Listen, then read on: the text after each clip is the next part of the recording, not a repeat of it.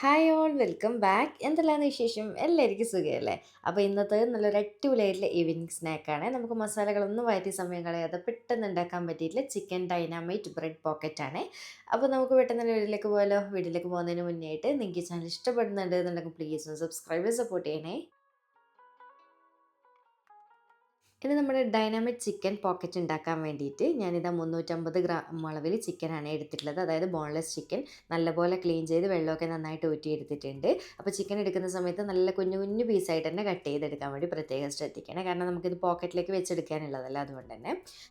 ഇനിയിപ്പോൾ ഇതിലേക്ക് 1/4 ടീസ്പൂൺ ഇഞ്ചി വെളുത്തുള്ളി പേസ്റ്റ് അല്ലെങ്കിൽ ചതച്ചത് ചേർത്ത് കൊടുക്കുന്നുണ്ട്. പിന്നെ 1 ടേബിൾ സ്പൂൺ സോയ് സോസ് ചേർക്കുന്നുണ്ട്.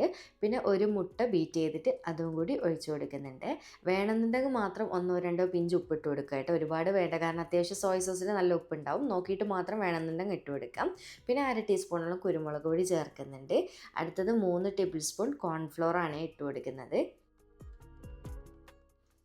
എല്ലാം കൂടി ചേർത്തിട്ട് കൈകൊണ്ട് നന്നായിട്ടൊന്ന് മിക്സാക്കി കൊടുക്കുക കേട്ടോ. നമ്മുടെ ചിക്കൻ്റെ എല്ലാ സൈഡിലും മസാല എത്തുന്ന രീതിയിൽ ഈ ഒരു രീതിയിൽ മിക്സാക്കി വെച്ചിട്ടുണ്ട്. ഇനിയിപ്പോൾ ഇതവിടെ മാറ്റി വയ്ക്കാം. കുറച്ച് പരിപാടിയും കൂടി ചെയ്തിട്ട് നമുക്ക് ചിക്കൻ ഫ്രൈ ചെയ്തെടുക്കാം കേട്ടോ. ഇനിയിപ്പോൾ നമ്മുടെ ഡൈനാമിക് ചിക്കൻ്റെ മെയിൻ ഹൈലൈറ്റ് എന്ന് പറയുന്നത് ആ ഒരു സോസാണല്ലോ. അതിനൊരു പ്രത്യേക രുചിയാണല്ലേ. അപ്പോൾ നമുക്കതെങ്ങനെ സിമ്പിളായിട്ട് ഉണ്ടാക്കുന്നതെന്ന് നോക്കിയാലോ. അപ്പോൾ ആദ്യം തന്നെ ഈ ഒരു ബൗളിലേക്ക് ഞാനൊരു 1/2 കപ്പ് മയോണൈസ് എടുത്തിട്ടുണ്ട്. അത് പിന്നെ എല്ലാവർക്കും ഉണ്ടാക്കാൻ അറിയുന്നത് കൊണ്ടാണ് വീഡിയോയിൽ ഡീറ്റെയിൽ ആയിട്ട് കാണിക്കാതിരുന്നത്. ഇനി അതിൻ്റെ നേരെ പകുതി ടൊമാറ്റോ കെച്ചപ്പാണ് ഒഴിച്ചു കൊടുക്കുന്നത്. അതായത് 1/4 കപ്പ് ഒഴിച്ചു കൊടുത്തിട്ടുണ്ട്. പിന്നെ ഒന്നോ രണ്ടോ പിഞ്ച് ഉപ്പ് നോക്കിയിട്ട് മാത്രം ഇടുക. കാരണം അത്യാവശ്യം മയോണൈസിൽ ഇട്ടിട്ടുണ്ട്, കെച്ചപ്പിലൊക്കെ ഉപ്പ് ഉണ്ടല്ലോ. അതുകൊണ്ട് ഒന്നോ രണ്ടോ നുള്ളു മാത്രം മതി കേട്ടോ. പിന്നെ ഒരു 1/2 ടീസ്പൂൺ പഞ്ചസാര ഇട്ട് കൊടുക്കുന്നുണ്ട്. ഏകദേശം ഒരു 1/4 ടീസ്പൂണോളം മുളക് പൊടിയും കൂടി ഇട്ട് കൊടുക്കുന്നുണ്ട്. മുളക് പൊടിക്ക് പകരം നമ്മുടെ ചില്ലി സോസ് കയ്യിലുണ്ട് എന്നുണ്ടെങ്കിൽ അതാണ് ബെസ്റ്റ്. അതില്ലാന്നുണ്ടെങ്കിൽ മുളക് പൊടി അത് കേട്ടോ. എങ്ങനെയായാലും നല്ല ടേസ്റ്റ് തന്നെയാണ്. എല്ലാം കൂടി നന്നായിട്ട് മിക്സ് ആക്കി കൊടുക്കുക. നമ്മുടെ ഡൈനാമിക് സോസ് റെഡി ആയിട്ടുണ്ട് കേട്ടോ. നല്ല സിമ്പിളല്ലേ ഉണ്ടാക്കാൻ വേണ്ടി, ഭയങ്കര ടേസ്റ്റാണ്. ഇങ്ങനെ തന്നെ ചെയ്ത് നോക്കണേ. അപ്പോൾ ഇതാ ഈ ഒരു രീതിയിൽ നന്നായിട്ട് അവിടെ മിക്സ് ചെയ്ത് മാറ്റി വെച്ചിട്ടുണ്ട്.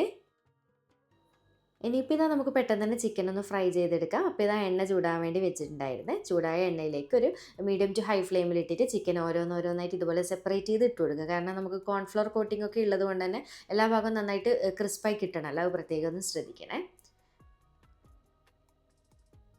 പിന്നെ സാധാരണ രീതിയിൽ നമ്മൾ ഡൈനാമിക് ചിക്കൻ ചെയ്യുന്ന സമയത്ത് നമ്മൾ ബ്രോസ്റ്റൊക്കെ ഉണ്ടാക്കുന്ന പോലെ സെപ്പറേറ്റ് മൈദയും കോൺഫ്ലോറൊക്കെ മിക്സ് ആയിട്ട് കോട്ട് ചെയ്തിട്ടൊക്കെയല്ലേ ചെയ്യുക. ഇതിപ്പോൾ സ്നാക്കായിട്ട് ചെയ്യുമ്പോൾ ഈ ഒരു രീതിയിൽ സിമ്പിളായിട്ട് പറ്റുന്ന രീതിയിലാണ് ഞാൻ കാണിച്ചിട്ടുണ്ടായത്. അങ്ങനെ ഇതാ മൊത്തത്തിൽ ഇട്ട് കൊടുത്തതിന് ശേഷം തിരിച്ചും മറിച്ചുമൊക്കെ ഇട്ടിട്ട് നന്നായിട്ട് ക്രിസ്പായി കിട്ടുന്നവരെ, നല്ല ചിക്കനൊക്കെ ഉള്ളു വെന്ത് കിട്ടുന്നവരെ ഒന്ന് ഫ്രൈ ചെയ്തെടുക്കുക കേട്ടോ.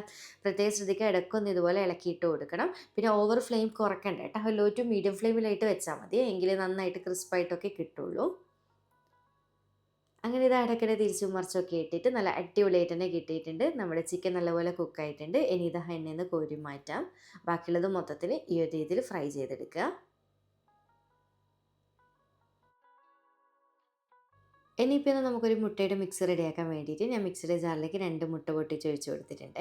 അതിലേക്ക് 1 ടേബിൾ സ്പൂൺ കോൺഫ്ലോർ ആണ് ചേർത്ത് കൊടുക്കുന്നത്. കോൺഫ്ലോർ ഉണ്ടെന്നുണ്ടെങ്കിൽ നല്ലൊരു ക്രിസ്പിനെസ് ഉണ്ടാവും കേട്ടോ നമ്മുടെ ബ്രെഡ് പോക്കറ്റിന്. അത് ഉണ്ടെന്നുണ്ടെങ്കിൽ നിർബന്ധമായിട്ടും ചേർക്കണേ. എന്നിട്ട് നന്നായിട്ട് ഇതുപോലെ ഒന്ന് അടിച്ചെടുത്തതിന് ശേഷം ഈ ഒരു ബൗളിലേക്ക് ഇട്ട് കൊടുക്കുന്നുണ്ട്.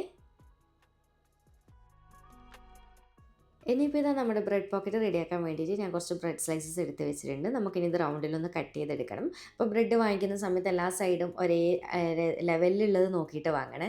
ചെറുതായിട്ട് ഒടിഞ്ഞതും അങ്ങനത്തത് വാങ്ങാതെ, ഇങ്ങനത്തെ ആകുമ്പോൾ അങ്ങനെ ഓവർ ബ്രെഡ് വേസ്റ്റ് ആവില്ല കേട്ടോ. അതുകൊണ്ട് പ്രത്യേകം ഒന്ന് ശ്രദ്ധിക്കാം. പിന്നെ കുറച്ചൊരു വലുപ്പമുള്ള സൈസ് ബ്രെഡില്ല, അങ്ങനത്തത് വാങ്ങുന്നതാണ് നല്ലതാകുമ്പോൾ നമുക്ക് ഫില്ലിങ് ഇതിലേക്ക് കൊള്ളും. നല്ല രീതിയിൽ പോക്കറ്റ് കുറച്ചൊരു വലുപ്പത്തിൽ തന്നെ കിട്ടിക്കോളും. അപ്പോൾ ഇനി ഇതിപ്പോൾ ഞാൻ കട്ട് ചെയ്തെടുക്കാൻ വേണ്ടിയിട്ട് ഒരു ബോർഡിൽ വെച്ച് കൊടുത്തിട്ടുണ്ട്. അപ്പോൾ 2 സ്ലൈസ് ബ്രെഡ് ഒന്നിച്ച് ഇതുപോലെ വെക്കുക. എന്നിട്ട് ഇതുപോലെ ഒന്നിക്കൽ ഒരു അടപ്പോ അല്ലെങ്കിൽ ഒരു കുക്കി കട്ടറോ എന്തെങ്കിലും കയ്യിലുണ്ടാണ് നമുക്ക് വട്ടത്തിൽ കട്ട് ചെയ്താൽ എടുക്കാൻ പറ്റുന്ന എന്തെങ്കിലും എടുക്കുക.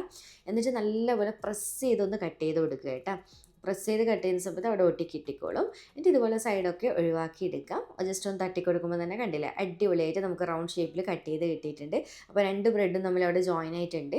പിന്നെ ചില ബ്രെഡ് ഇതുപോലെ സൈഡൊന്ന് ജോയിൻ ആവണമെന്നില്ല, ഒന്ന് ജസ്റ്റ് കൈ കൊണ്ട് പ്രസ് ചെയ്ത് കൊടുത്താൽ മാത്രം മതി കേട്ടോ, വേറെ പരിപാടിയൊന്നുമില്ല. അപ്പോൾ ഇതുപോലെ മൊത്തത്തിൽ ഞാൻ കട്ട് ചെയ്ത് വെച്ചിട്ടുണ്ട്. ഇനിയിപ്പോൾ ഈ ഒരു ബാക്കി പോർഷനില്ലേ, ആ ഒരു സൈഡ് പാർട്ട് നമ്മൾ ഒഴിവാക്കിയത്, അത് വെച്ചിട്ട് ബ്രെഡ് ക്രംസ് റെഡിയാക്കി എടുത്താൽ മതിയേ.